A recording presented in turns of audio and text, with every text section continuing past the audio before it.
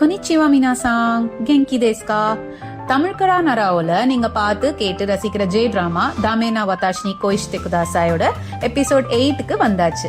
வாங்க எபிசோட் 8ஓட கதை சுருக்கமா கேட்கலாம். ஃபைனலி ஷிபதா-சான் அவ லவ் பண்றது மொகாமி குன் இல்ல குருசவாதா அப்படின்னு ரியலைஸ் பண்ணிடுறா. ஆனா அது அவளுக்கு எக்ஸ்பிரஸ் பண்ண தெரியல, எக்ஸ்பிரஸ் பண்ண தயங்குறா. அவ ஃப்ரெண்டும் அவளை தான் வீட்டுல வச்சுக்க மாட்டேன், அவ இருக்க வேண்டியது குருசவாவோட தான் அப்படின்னு சொல்லி அவளை மறுபடியும் அங்கேயே அனுப்பிச்சிடுறா. ஷிபதா இப்போ ரொம்ப கன்ஃபியூஸ் ஸ்டேட்ல இருக்கா.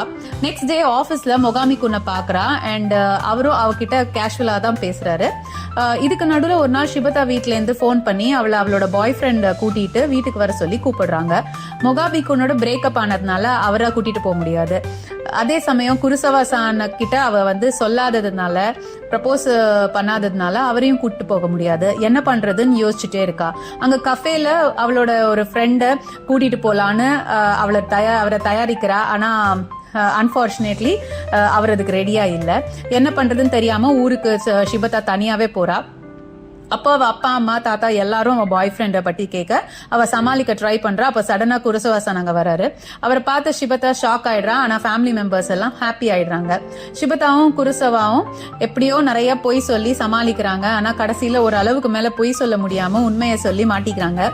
முதல்ல கோவப்படுற அப்பா அம்மா அதுக்கப்புறமா அவங்கள புரிஞ்சுக்கிறாங்க அண்ட் ரெண்டு பேரையும் சந்தோஷமா வீட்டுக்கு திருப்பி வழி அனுப்புறாங்க.